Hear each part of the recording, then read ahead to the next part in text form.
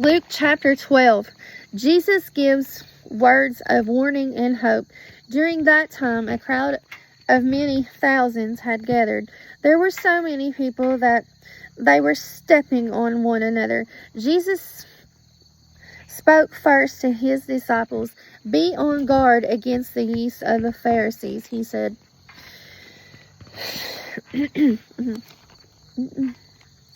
They just pretend to be godly. Everything that is secret will be brought out into the open. Everything that is hidden will be uncovered. What you have said in the dark will be heard in the daylight. What you have whispered to someone behind closed doors will be shouted from the rooftops. My friends, listen to me.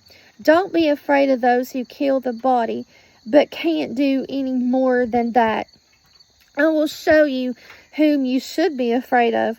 Be afraid of the one who has the authority to throw you into hell after you have been killed. Yes, I tell you, be afraid of him. Aren't 5 sparrows sold for 2 pennies? But God does not forget even one of them. In fact, he even counts every hair on your head. So don't be afraid. You are worth more than many sparrows.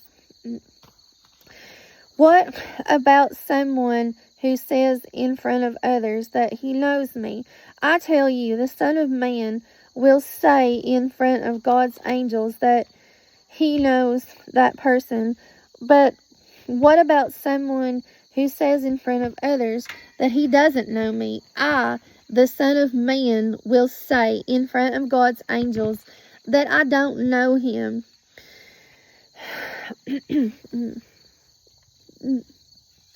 Everyone who speaks a word against the Son of Man will be forgiven, but anyone who speaks evil things against the Holy Spirit will not be forgiven. You will be brought before synagogues, rulers, and authorities.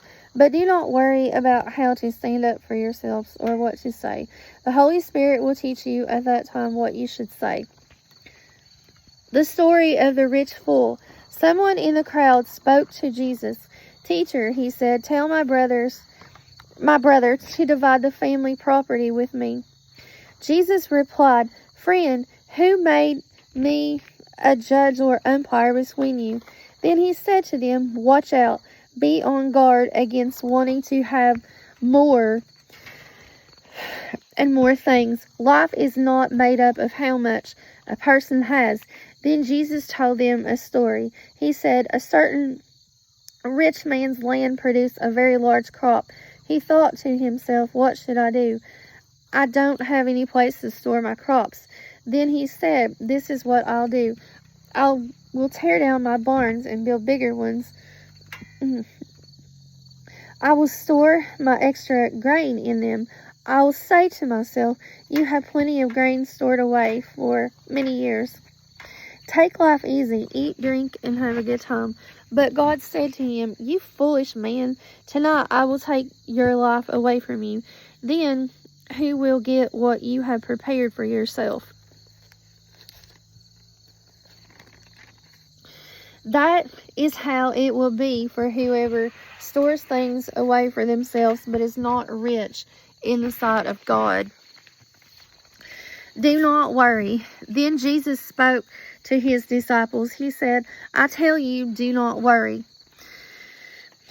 Don't worry about your life and what you will eat, and don't worry about your body and what you will wear. There is more to life than eating. There are more important things for the body than clothes. Think about the ravens. They don't have any barns at all, but God feeds them. You are worth much more than birds. Can you add even 1 hour to your life by worrying? You can't do that very little thing, so why worry about the rest? Think about how the wild rivers grow. They don't work or make clothing. But here is what I tell you, not even Solomon in his royal robes was dressed like one of those flowers. If that is how God dresses the wild grass, how much better will he dress you? After all, the grass is here only today. Tomorrow it is thrown into the fire. Your faith is so small. Don't spend time thinking about what you will eat or drink. Don't worry about it. People who are ungodly run after all these things. Those things. Your Father knows that you need them.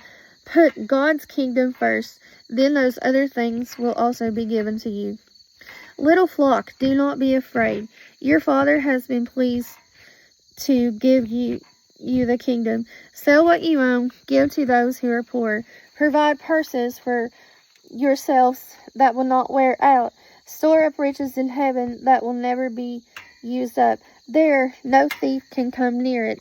There no moth can destroy it. Your heart will be where your riches are.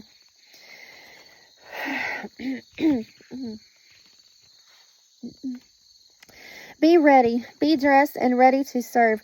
Keep your lamps burning. Be like servants waiting for their master to return from a wedding dinner. When he comes and knocks, they can open the door for him at once.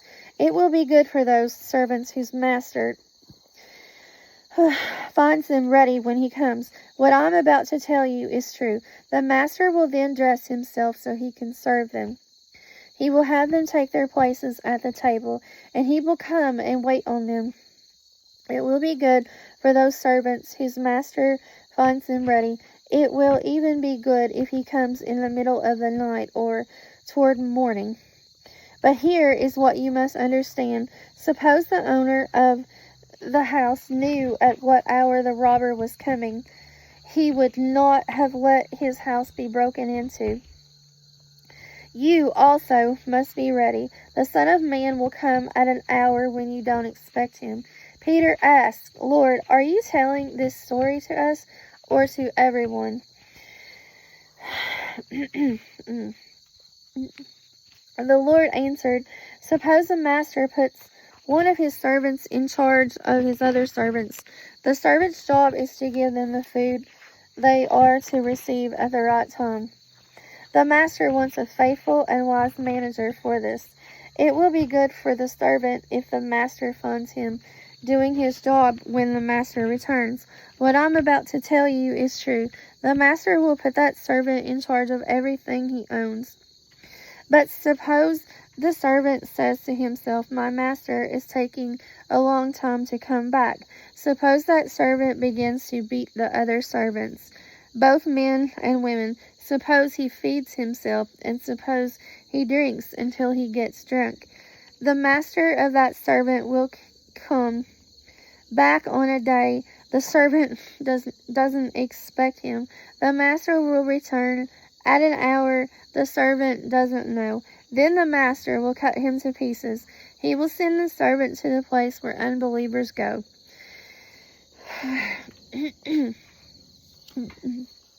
Suppose a servant knows the master's wishes, but the servant doesn't get ready and doesn't do what the master wants.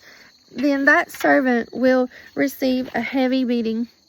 But suppose the servant does not know his master's wishes, and suppose the servant does things for which he should be punished, he will receive a higher beating. Much will be required of everyone who has been given much. Even more will be asked of the person who is supposed to take care of much. Jesus will separate people from one another. I have come to bring fire on the earth. How I wish the fire had already started, but I have a baptism of suffering to go through, and I must go through it. Do you think I came to bring peace on earth?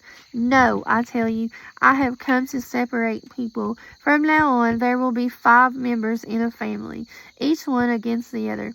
There will be 3 against 2 and 2 against 3. They will be separated. Father will turn against son and son against father. Mother will turn against daughter and daughter against mother. Mother-in-law will turn against daughter-in-law and daughter-in-law against mother-in-law. Understanding the meaning of what is happening, Jesus spoke to the crowd. He said, you see a cloud rising in the west. Right away you say it's going to rain, and it does. The south wind blows, so you say It's going to be hot, and it is. You pretenders, you know how to understand the appearance of the earth and sky. Why can't you understand the meaning of what is happening right now? Why don't you judge for yourselves what is right? Suppose someone has a claim against you, and you are on your way to court. Try hard to settle the matter on the way. If you don't, that person may drag you off to the judge.